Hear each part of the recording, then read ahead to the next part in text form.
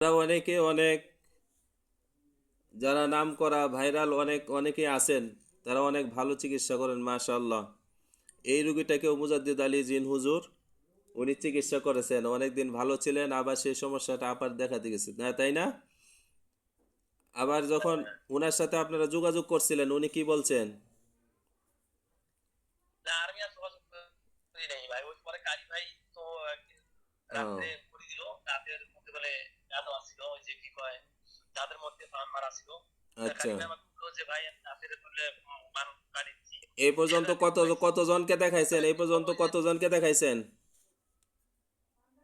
না ওই যে মোসাদ্দেদ আলী হুজুর আর ওই যে কারি ভাই। হ্যাঁ কারি ভাই ও আমাদের দিচ্ছে রাত্রে ওই পান কাটছে। তারপরে আর দেখা নেই হয়েছে। পরে মনে পড়লো আপনার কথা দেখি এবার বেলাল ভাই দিয়ে আসলে আল্লাহ ওই আমাদের বলছিল যে কার মাধ্যমে কার সেবা রাখছে বলা যায় না।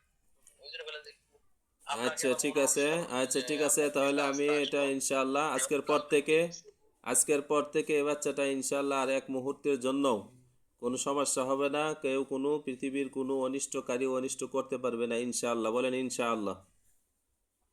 ইনশাআল্লাহ। এই মুহূর্তে তুমি তাকে, তার কলিজা আগুন ধরা অবস্থায় তাকে দেখতে পাচ্ছ না, সে চিল্লাপাল্লা করতেছে। হ্যাঁ আমি আপনার যে একেবারেই তাকে আর কোনো ক্ষতি করবেন না, চলে যাইবেন, এটা তো সত্য, কি বলে? বলছে হ্যাঁ।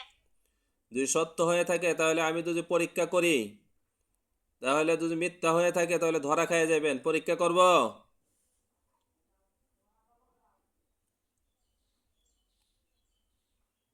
পরীক্ষা করব? বলছে হ্যাঁ। ঠিক আছে। ইয়া রব্বে আরশে কারিম, ইয়া আল্লাহ। সে বলতেছে একবারে চলে যাবে, আর জীবনেও তাকে কখনো কোনো সময় অনিষ্ট করবে না, ক্ষতি করবে না। এর আগে তুমি যে এই বাচ্চাটার কি কি ক্ষতি করছো শরীরে বা তার বাড়িতে, কি কি জাদু কুফরি করছো, ওইগুলা কাটো। কাটতেছে?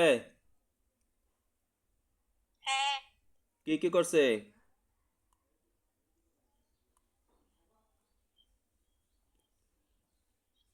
পুকুরি করছে বাদ করছে।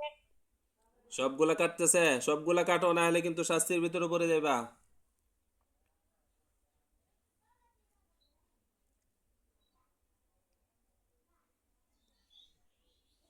সবগুলা ধ্বংস করছে? হ্যাঁ বাকি আছে আরো কিছু? না তাহলে আমি পরীক্ষা করে দেখি, বাকি থাকলে কিন্তু ধরা পড়ে যাবে। ঠিক আছে, পরীক্ষা করব বাকি আরো কিছু আছে কিনা।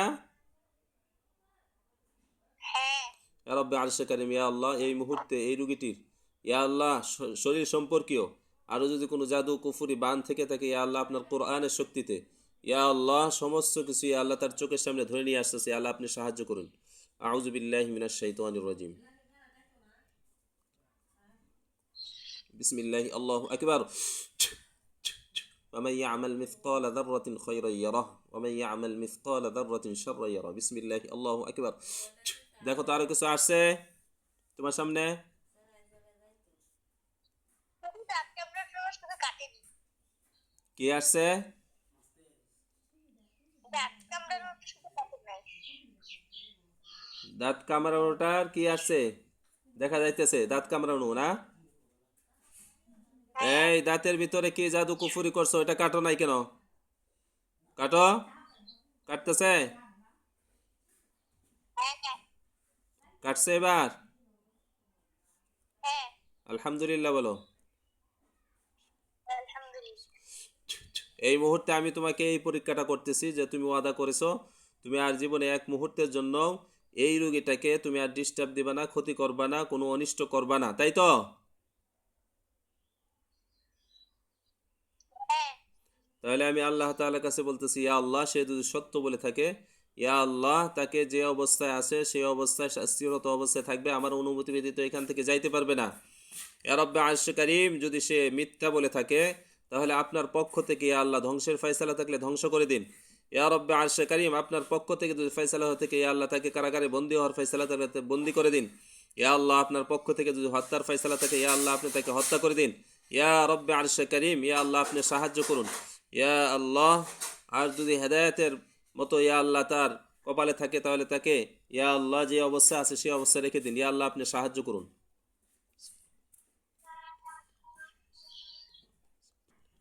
বিসমিল্লাহি আল্লাহু আকবার।